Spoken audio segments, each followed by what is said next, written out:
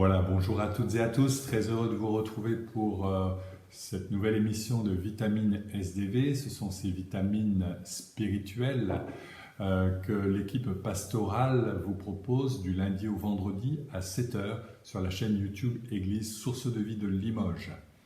Aujourd'hui, le 1er février, nous sommes dans cette journée mondiale des intelligences animales. Et c'est vrai, lorsqu'on regarde certaines espèces animales, nous nous apercevons qu'elles ont développé une intelligence tout à fait remarquable. Je pense notamment aux chevaux, je pense aux chiens, mais je pense à diverses autres espèces animales. La Bible, d'ailleurs, invite le paresseux à regarder la fourmi et de quelle manière elle travaille sans relâche et de la façon dont elle engrange des provisions pour l'avenir, pour la suite. De la même manière, vous savez que les abeilles sont mes amis et j'aimerais vous parler un petit peu des abeilles et notamment à un moment précis où dans l'histoire de la colonie, il va y avoir une séparation pour qu'une partie de la colonie en crée une tout à fait nouvelle. C'est ce qu'on appelle l'essaimage.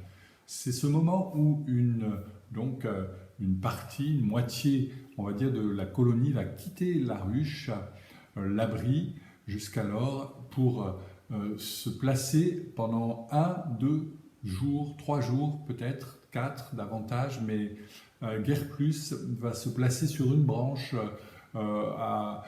sous une cornière d'un toit ou derrière un volet, en attendant de trouver l'abri le plus adapté à la recevoir. C'est une période charnière où elle est en situation de fragilité, en tout cas de vulnérabilité, et il faut faire vite pour trouver un nouvel abri. Alors, posé comme ça, le problème ne paraît pas immense, mais si on rapporte ça à l'échelle des hommes, déjà lorsque nous sommes simplement un couple, nous nous chamaillons parfois entre deux biens immobiliers pour savoir lequel sera le plus adapté à recevoir notre petite famille. Mais là, imaginez, ce sont quelques 10 000 individus, 10 000 abeilles qui doivent quitter ce lieu où elles séjournent en ce moment pour aller vers un endroit protecteur. Ça paraît simple, encore une fois, mais il s'agit d'une décision collective à quelques 10 000 personnes. Imaginez que ce ne soit plus un homme, une femme, un couple, mais toute une ville entière de 10 000 habitants qui doivent choisir un lieu pour habiter, pour déménager.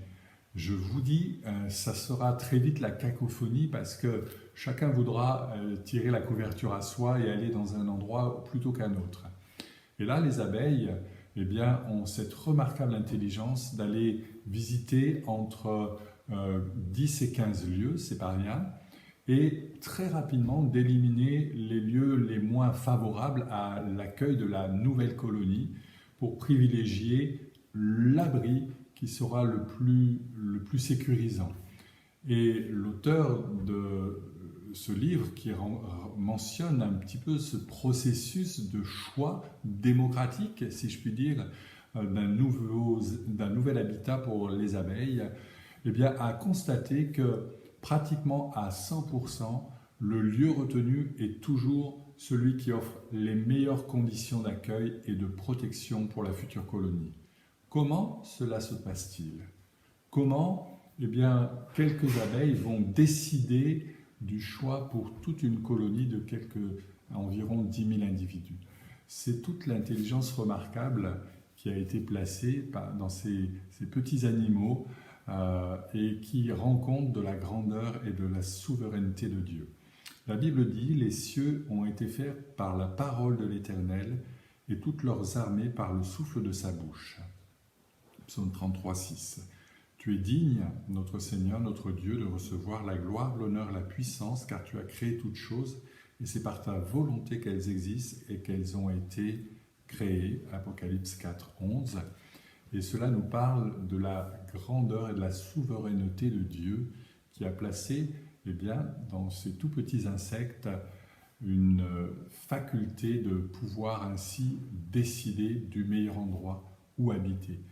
Et cela nous parle ce matin simplement de rendre grâce à Dieu pour sa souveraineté, sa grandeur, pour sa toute-puissance et son intelligence bien au-dessus de la nôtre, ce qui doit nous rassurer et quelque part nous donner cette assurance que nous ne sommes pas en de mauvaises mains, mais nous sommes entre les meilleures mains qui soient, celles d'un Dieu puissant et souverain.